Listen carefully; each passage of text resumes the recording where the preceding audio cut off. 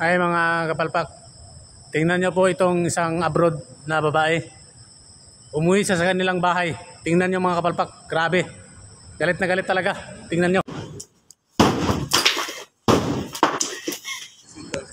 Grabe ang galit ng isang babae mga kapalpak. Tingnan nyo. Sinisira na yung pinto. Umiiyak pa. Grabe mga kapalpak. Nanggaling po yan sa abroad. Pag-uwi niya, yan po ang kalalabasan.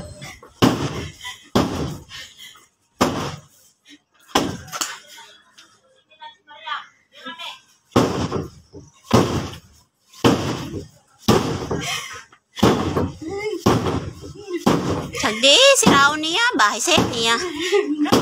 Doon na po. Ang ina ko.